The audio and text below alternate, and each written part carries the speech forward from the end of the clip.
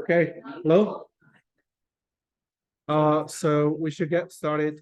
We're already a little bit late, so please be seated. We will get started.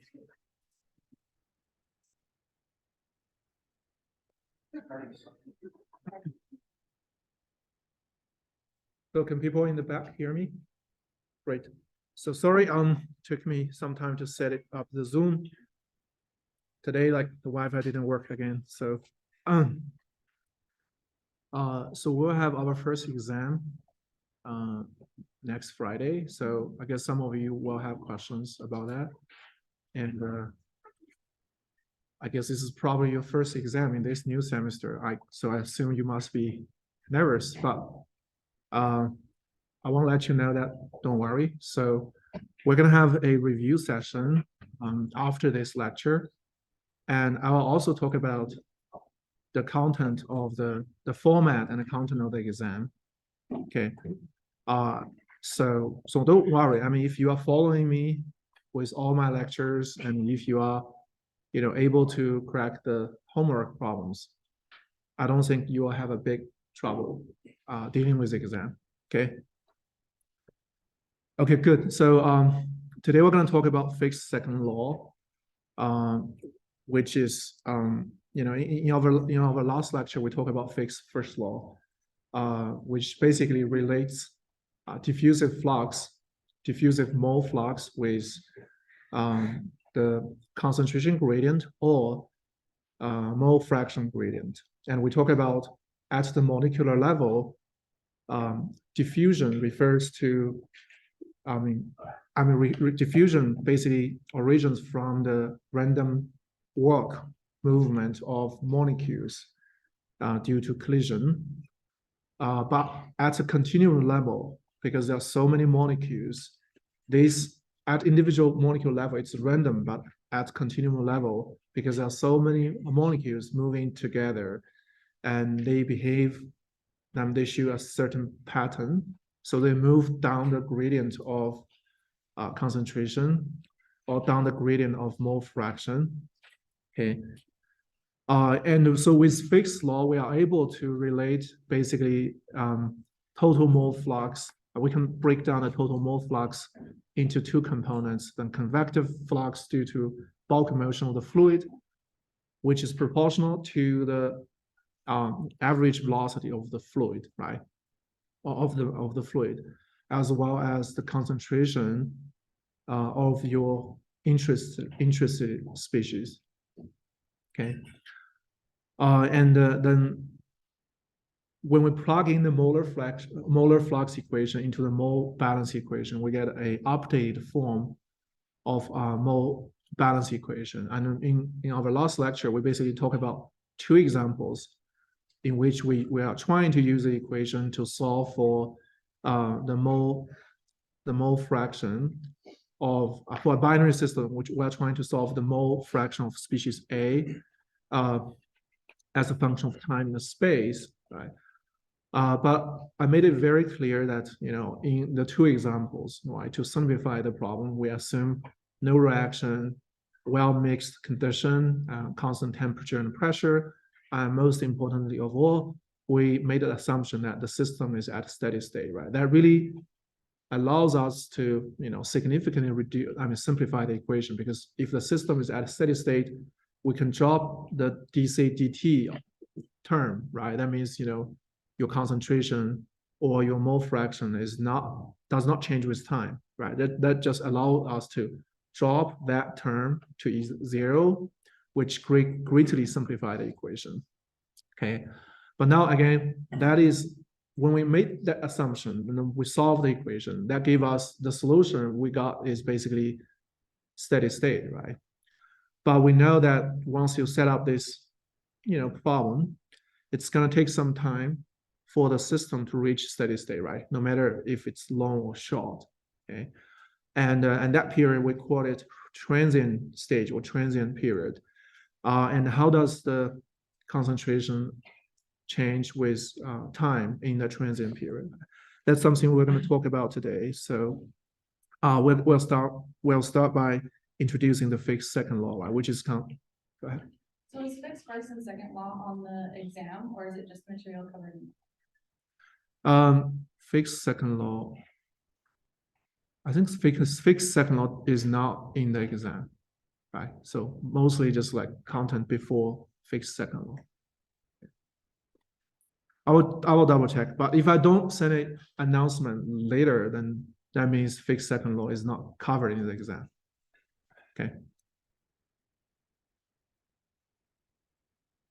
Good.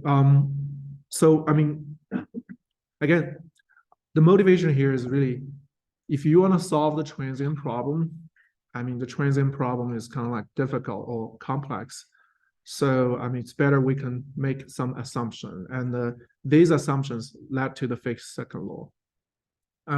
If we start from the mole balance, right, which is now we start from the differential form of the mole balance. You have the accumulation on the left that refers to the, how fast the concentration of species I change with time. That's kind of accumulation. That equals to the net inflow plus net reaction, right? And net inflow is just the divergence of the molar flux of species I, which can be break down into two components, right? So Ni here is two components, where you have the molar flux due to bulk motion that is proportional to the velocity of the fluid multiplied by the concentration of species I, then as well as the diffusive flux. Okay, and from Fick's law for a binary system, from the Fick's law, we can compute the diffusive flux, and that is going to be proportional to the concentration, diffusivity, and the gradient of mole fraction in space. Now, let's make some more assumptions, right? Just to see what's going to happen, right? See if we can further simplify this mole balance equation. There's no bulk flow that usually holds if we have a constant pressure temperature system, right? If your system is it has constant temperature and the pressure, there's no driving force for flow.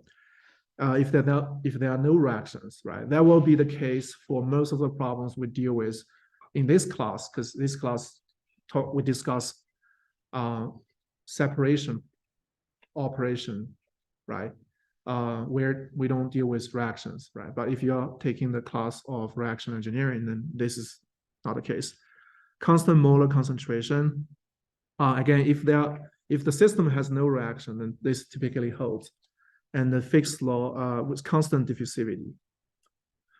This is like a constant diffusivity is kind of like a big assumption here, because usually when we talk about the molecular origin of diffusion, we know that the diffusivity is basically dependent on the mean free path of your molecule, right? Which is like how far your molecule can travel before it engages in a collision. That is basically dependent on the density of your fluid. But we know the density of the fluid or a mixture is basically going to be dependent on the concentration. Therefore, diffusivity is going to be a function of concentration. But here we're going to make this assumption that we have a constant diffusivity, just to simplify the problem. Now, with that, with no bulk flow, this term vanishes. Then with no reaction, this term vanishes, right? Then we can plug this term there. So that will give us this equation, right? Basically, because you have constant C, constant diffusivity, so which means they do not dependent on location. So that's why you can take them out from, they are supposed to be here, but we're taking them out from this divergence operator. Okay. That allows us to really simplify this equation. Now let's look at mathematically. What does this mean, right? We already know what delta means, right? If you apply this delta to a scalar, that means you're computing the gradient of the scalar. That will give you a vector, and this vector basically corresponds to the, so when you have a scalar, if the scalar is a function of space, then we call it a scalar field. Then the gradient of that scalar field just refers to, for this scalar field, there's a direction this scalar, its magnitude changed the most. So then this vector basically points to the direction where the scalar field changed the most, and the length of the vector corresponds to the kind of the change. So one example is temperature, right? So let's say if this room, if the AC doesn't work very well, right, then we know that there's going to be temperature gradient, right? Close to the AC, the exit of the AC, temperature is going to be lower, but close to any heat source, right? Your computer, yourself, temperature will be higher. There will be temperature gradient. Then there will be temperature, like there will be non-uniform temperature, right? Temperature is going to be a function of space. Then at the exit of the vent or the AC vent, then we know the temperature gradient is going to point toward point away from the exit, because it points toward the direction temperature changes the most, right? Temperature increases the most. So anyway, that's kind of a gradient. When we apply gradient operation to a scalar, it gives us a vector. Now, we also talk about divergence, right? That is basically if you apply this to a vector that gives you a scalar. This is called a divergence operation. Then the divergence operation just gives you the net outward flow or flux of that vector. And if you have a divergence of a gradient operator, then we call this as Laplacian, or you can just simply write it as delta square. Mathematically, it refers to this. So it operates, Laplacian operator operates on a scalar and gives you a scalar. Okay. So mathematically, it just gives you the the summation of the second derivative of this scalar in space in all the three coordinates, right? D squared dx squared plus d squared dy squared and d squared dz squared. Okay. Now, well, because c is constant and c is on both sides of this equation, we can just chop it, right? Then further, we can just and if you just replace this Laplacian operator with this, it just gives you this. Okay.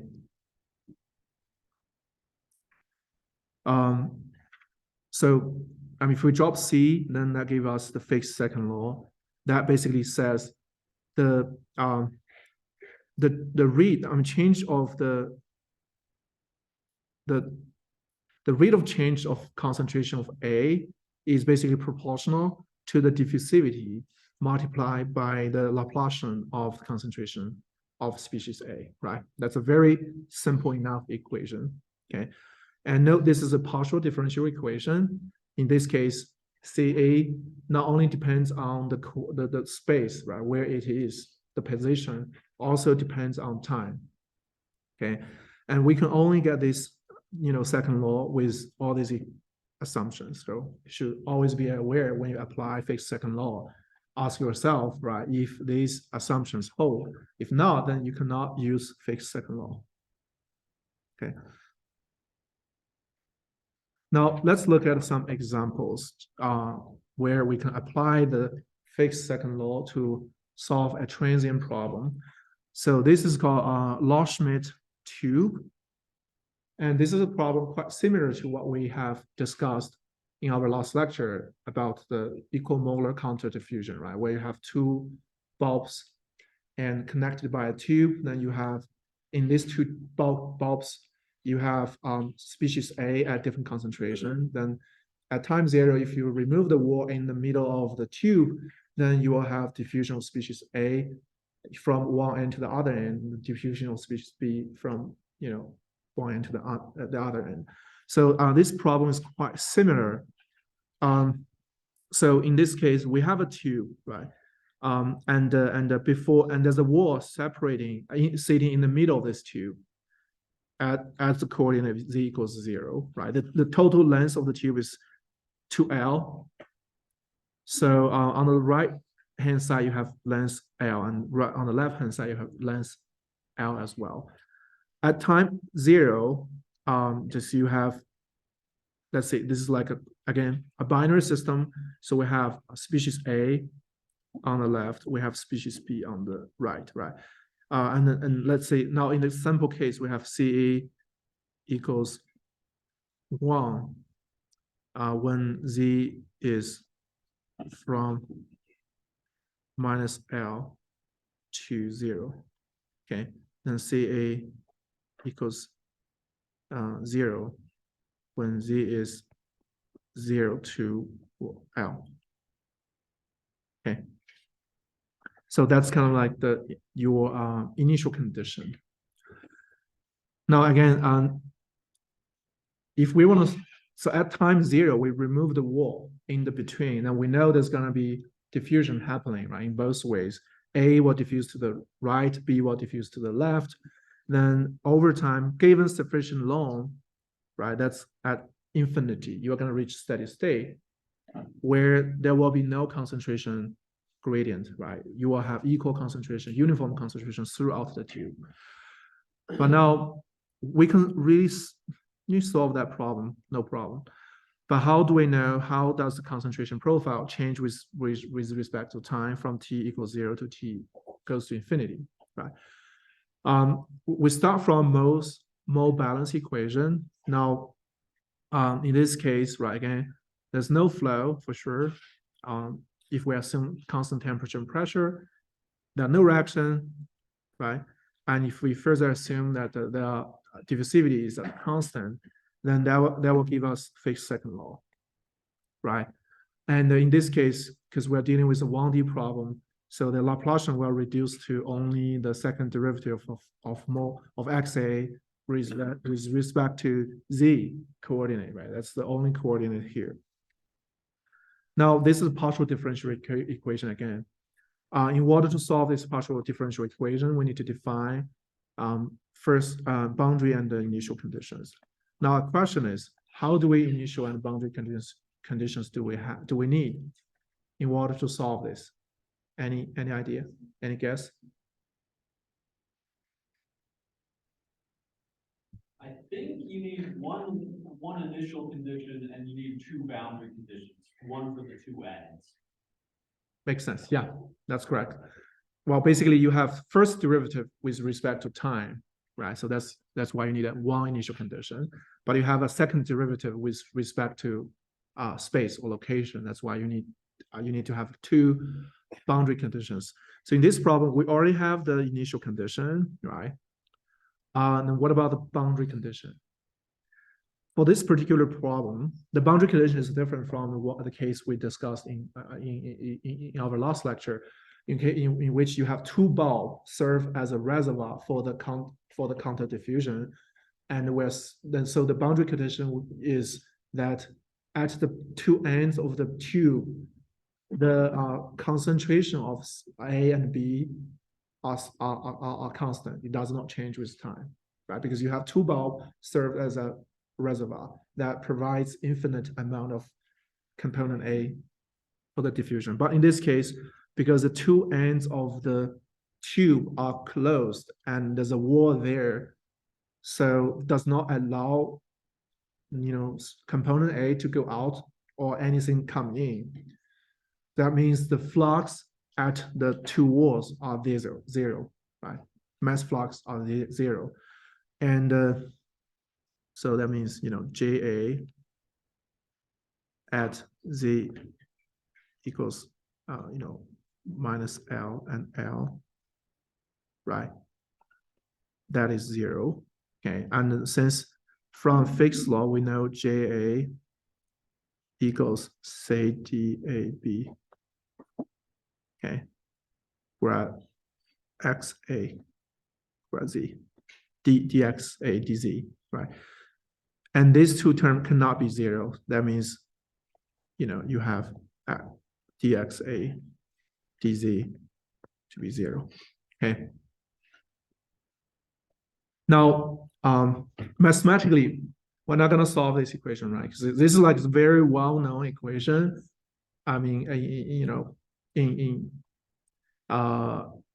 so I mean, this kind of mathematical form of the equation, it's very well known. It not only exists in chemical engineering problems, it's also exists in mechanic problem or sound propagation problem. So it's a well-known equation. So its solution is well documented, right? So okay, let me just remove this here. And this solution is basically is in your homework one. Okay, so where we have XA, that's kind of your unknown variable, right? All the others are parameters. These are known.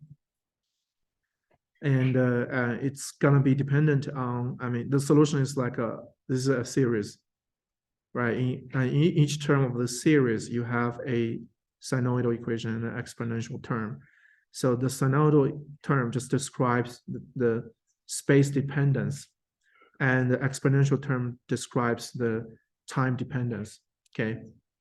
And then you can just add all the terms together. So then we can plot this solution.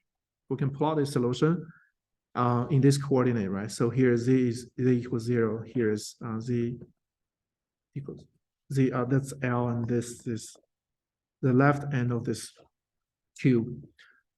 Yes. Sorry, what was XA minus the last one? What does that represent? XA minus is the here. That's the mole fraction here, right? Which we assume to be 1. And XA plus is here, right? In which way assume to be 0, right? Now we can just, so like this is like a more general form of the solution, right? That applies to any XA plus and any XA minus. But in this case, we just, assume XA minus to be 1 and XA plus to be 0, so that, well, make it easier for us to make the plot, right? So this is a plot, right? As you can see here, XA plus is 0, right? This is T times 0, okay?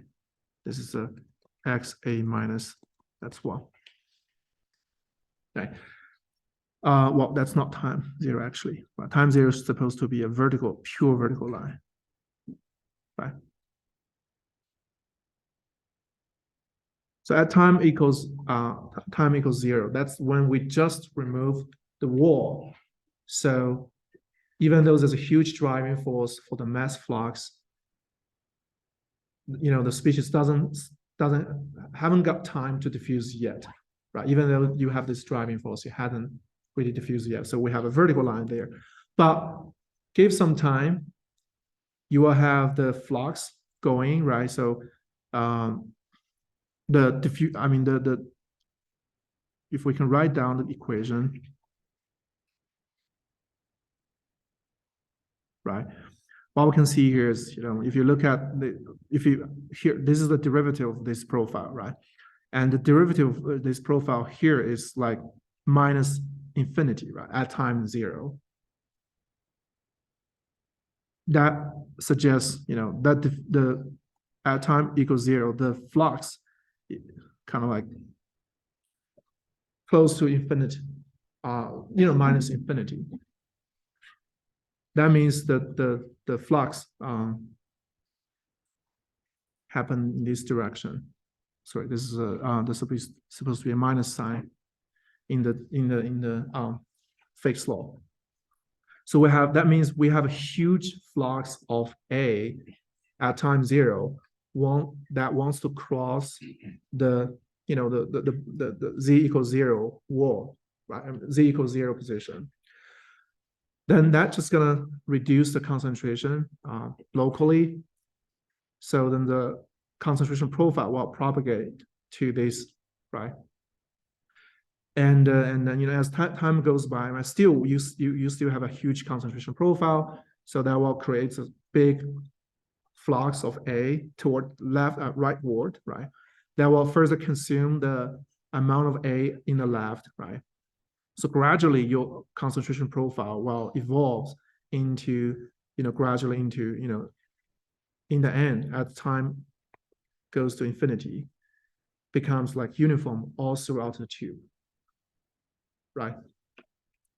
And at the wall, because we specify the boundary condition to be non-flux boundary condition. So as you can see, the derivative or the slope of this profile is 0, throughout the whole time. Okay. Any questions? Okay. Now let's look at another example. Ground contamination. So if there's a benzene spill occurs on the ground, at the surface of the ground, right? If there's benzene there, right? If we assume gravity doesn't play a role, right?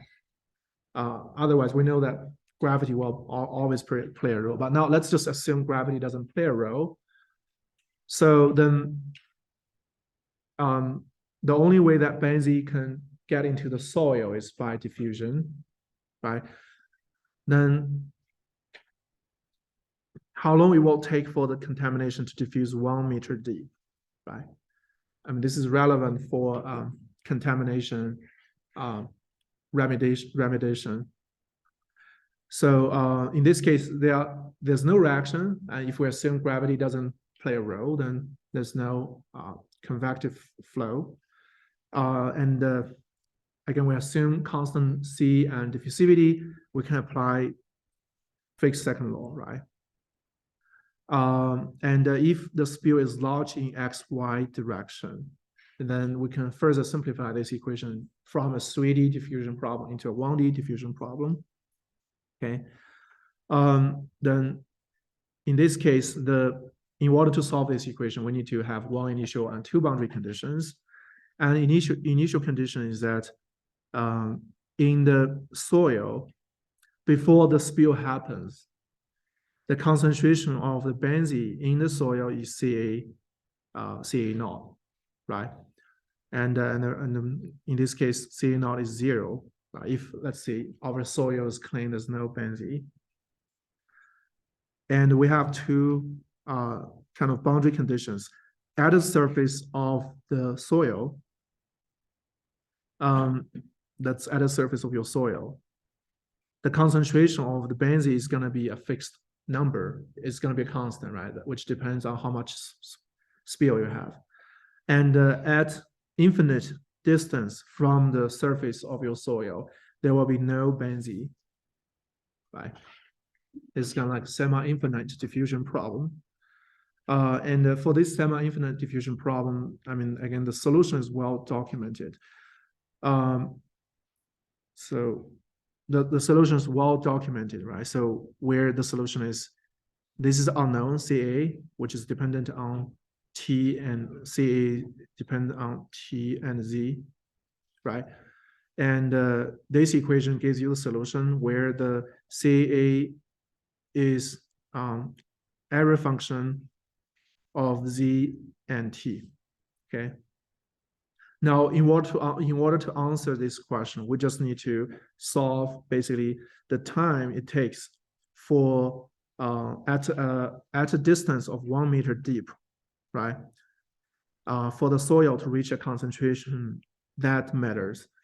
And according to EPA regulation, that suggests we in the soil there should be less than 0.3 microgram of benzene per kilogram of soil, right? So now we just, that's kind of the maximum amount of benzene you want to have in your soil, okay? And we can convert that into mole concentration, right? So 3.3 microgram, that's 3 multiplied by 10 to the -7th gram per kilogram of soil. Now, in order to convert this to mole per volume, we need to divide the grams mass of benzene by its molecular weight, right? And meanwhile, we need to convert the mass of the soil to its volume, right? By dividing its density, right? Basically, this is like very mathematically very simple. Just plug in the numbers, you got this, okay? So you just plug in CA max here, right?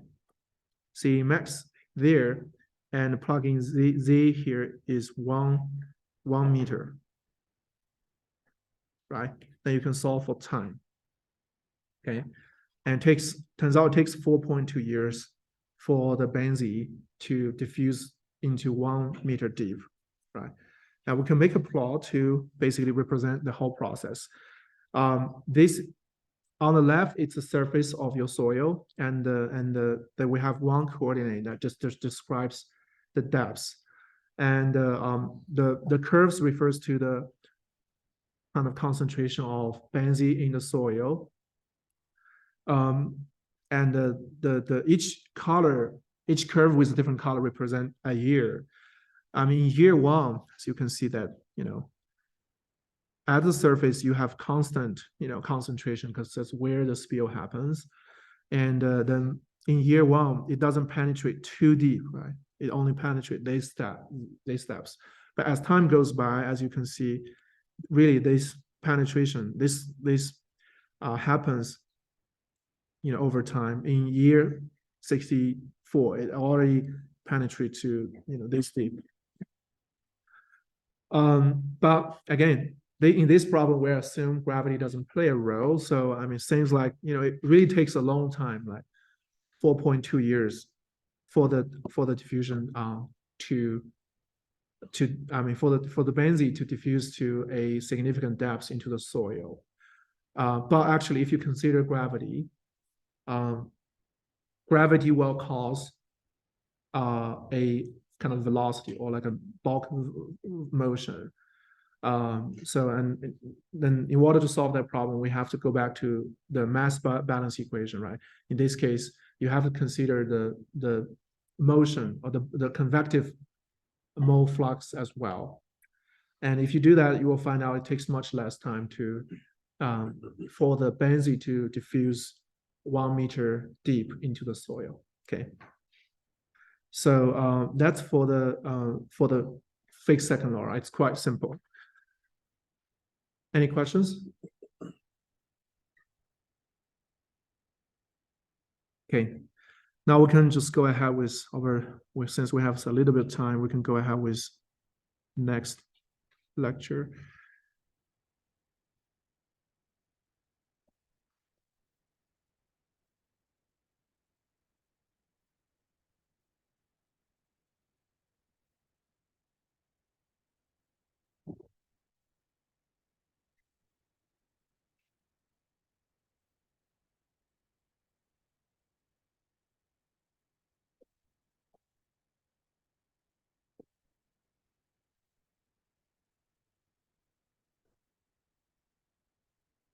Okay, so we're going to talk about the some like tips and review some of the topics we're going to cover in midterm 1.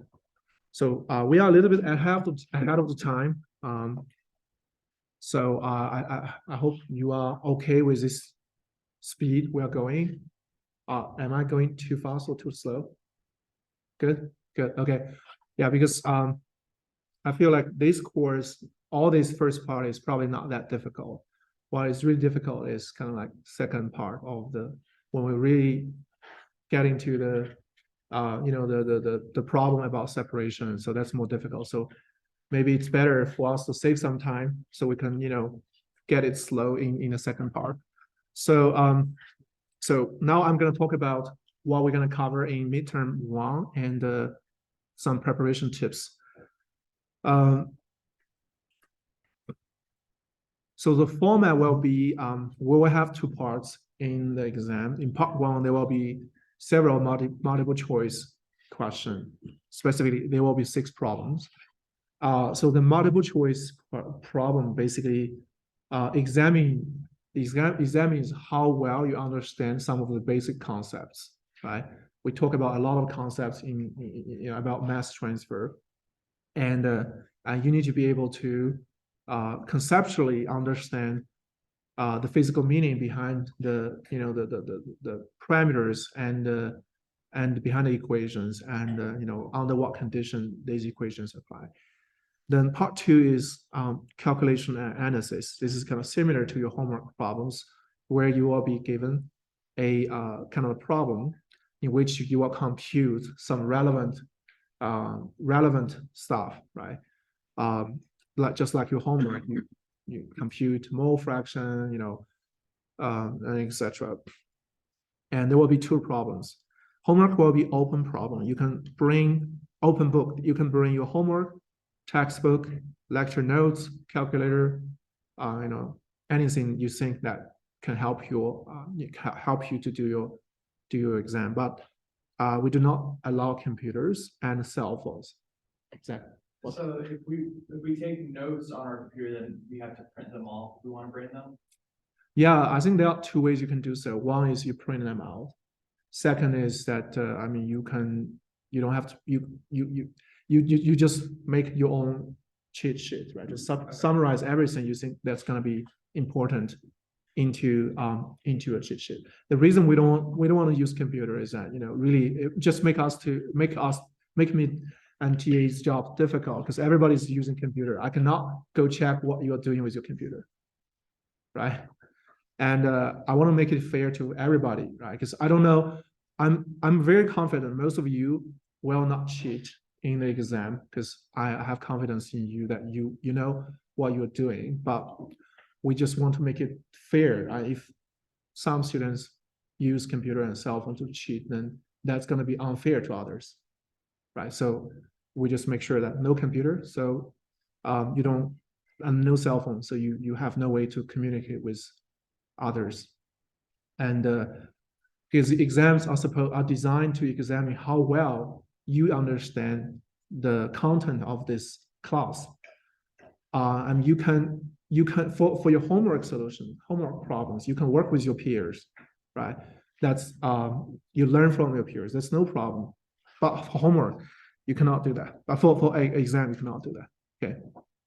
So we would either have to print out the 50 pages of lecture slides, or you don't have to print it out. I mean, again, if you want, you can print it out. But in the end, right? So, in the lecture notes, there are not too much content, right? There are just a few equations, right?